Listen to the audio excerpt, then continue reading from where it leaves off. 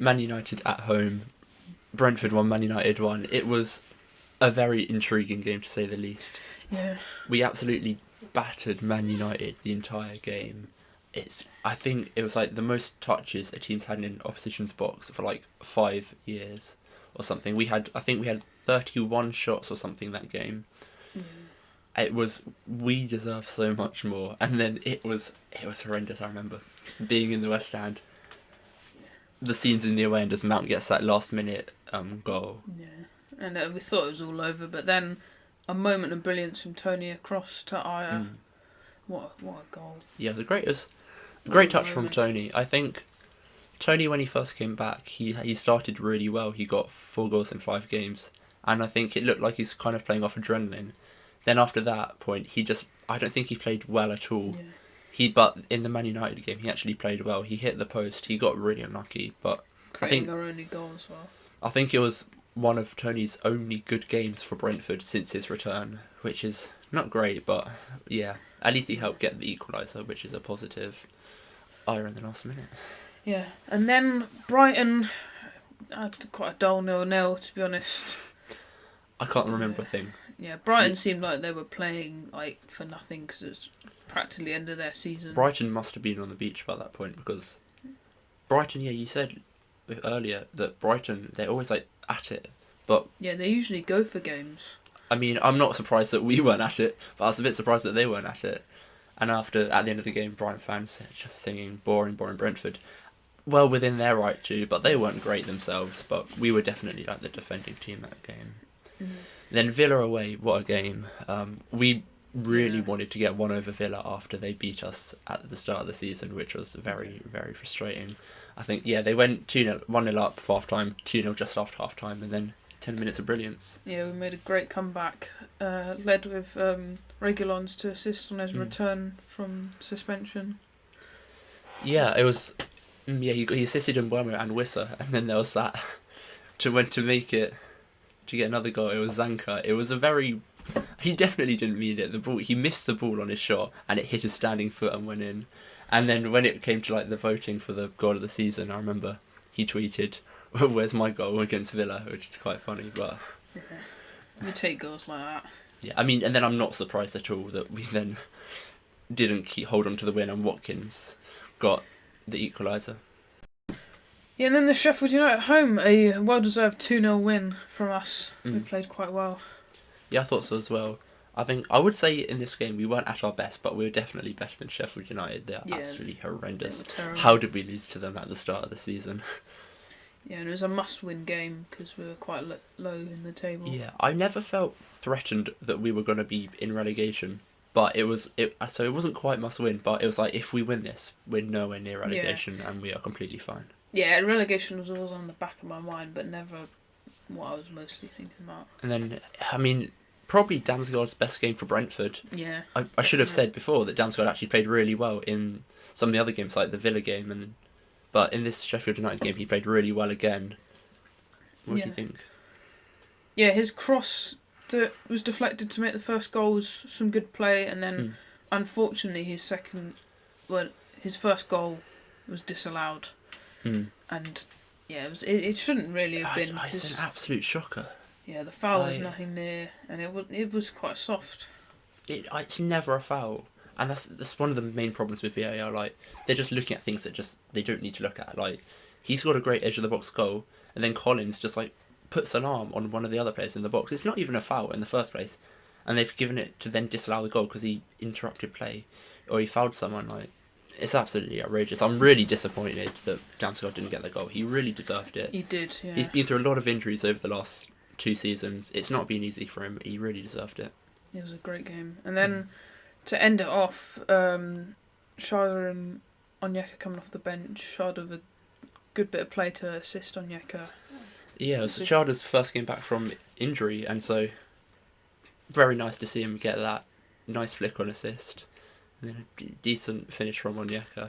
I remember we were 1-0 up, it was like the 90th minute, and Onyeka got subbed on, and I said to the guy next to me, "Watch Onyeka lose this game for us." I just had that feeling. But then he did the opposite and he won it for us. He won it, yeah. And so that's pretty good. Luton Town away, 5-1. This is probably our best game in the Premier League. The And it was, highest scoreline as well. yeah, we've never scored 5 goals in a Premier League game before this. I think it's our joint first biggest win with a 4-goal difference. And it was all kicked off with Wissa with a great goal from the edge of the box, first time shot, top corner. Bosh. Yeah, great link-up play between him and Mbeumo, actually. And then just before half-time again, Wissa made it 2-0, and I think, I don't know, it was weird. Luton really should have been going for it a lot more than they did, because like 4 or 5 games left of the season, they were reasonably close to Nottingham Forest. Like, they could have avoided relegation, I reckon, but they just weren't up for that game like we were.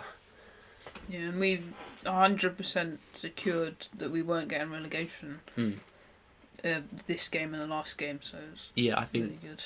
By winning this game, it meant we could not get relegated. What do you think of the Pinnock, KLP and Sharda goals? Yeah, they were good. Yeah, it was good to get 3 more, seal off the win. Yeah, it was a great header from Pinnock, and then what I liked the most was like when Kino Spotter scored, he went and like celebrated with the fans shouting Kino, Kino, and then Sharda got the goal at the end to like cherry on the cake, and it was really good. It was like looking forward to life without Tony in the future of our like young attackers like Mbeumo, Wissa, KLP, and Sharda all scoring. It was like good, and it was like, well, we've not got Tony if he's injured.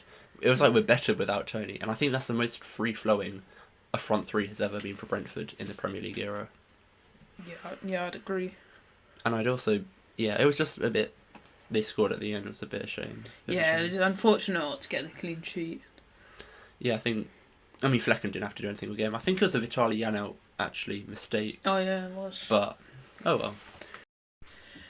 Next, we're on the road to Everton, which wasn't really a good game. We didn't play too well. Yeah, it was like, I think Everton were playing very well at that point in time. They got 3 wins at Goodison Park within a week, so they were in good form. But we really didn't turn up.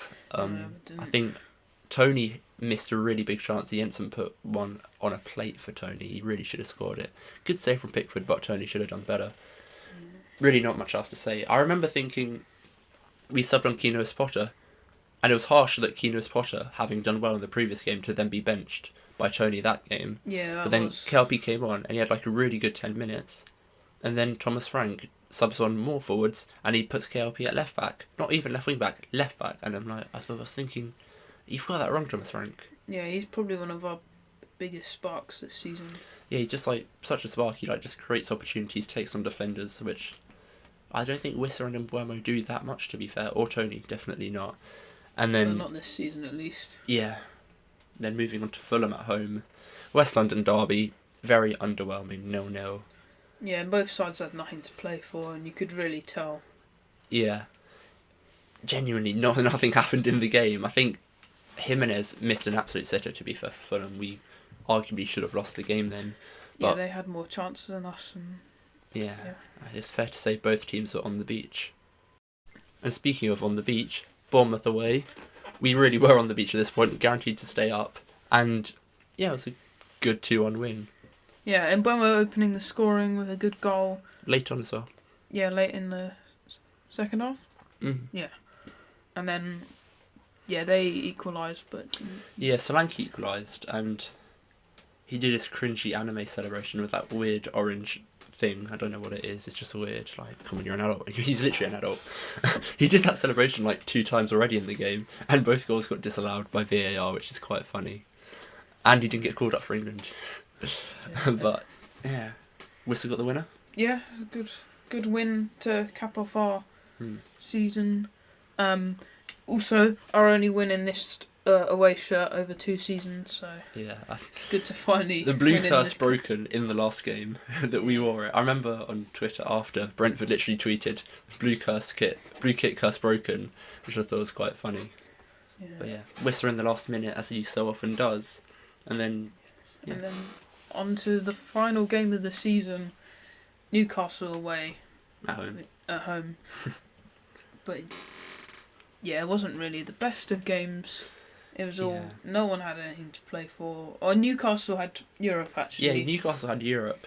And it's quite funny. They thought they were saying Europe again at LA the whole game because they were winning. And after the game. And then a week later, Man United won the FA Cup and Man United get Europe and Newcastle don't get Europe, and they were getting like memed quite a lot on Twitter after the game. That's quite funny. Yeah, that was funny. But I mean, yeah, I think Isaac got a couple goals. Yeah. A couple things happened. Don't remember, to be honest. Yeah, I just remember Isaac getting me points for FPL, Yeah. taking me up to 4th in the league. Oh, an FPL, by the way. But Vitaly Janelt, he got his first goal of the season in the last game of the season, which was nice for him, I guess. Yeah. He scored in all the seasons we've been in the Prem. And then we made it 3-2 soon after, which was very nice. And it looked like we were in the game, but then Newcastle scored from a free kick. And that was the season done. And with the Newcastle game done, the season is over. And arguably not a season to remember. Going into the season, lots of Brentford fans hoping for Europe as we were so close last season. I thought we should have got Europe last season. We were definitely better than Villa last season. But, yeah, a disappointing season. What do you think? Yeah, I think our season was ruined with injuries. Most of our first team being injured a lot, especially the two fullbacks, Hickey and Henry. A fun fact, I saw that in our first 19 games of the season, we played 15 different defence combinations. I did get that fact from Craig from Ealing Road, so shout out Craig from Ealing Road podcast. But yeah, I mean, in the first 19 games, 15 combinations in defence, and it was never 2 games in a row. So you got to then feel for Flecken, like he's never got the same people in front of him every week. So that could have made it more difficult for him to settle in, I thought. Yeah. But overall, a season to forget. But the most Yes. important thing is that we're still in the Premier League for season 4. And I'm looking forward to that season very much, especially with players like Igor Thiago coming in. Whoever we're going to sign next, I'm hoping we'll do well. Up the bees? Up the bees.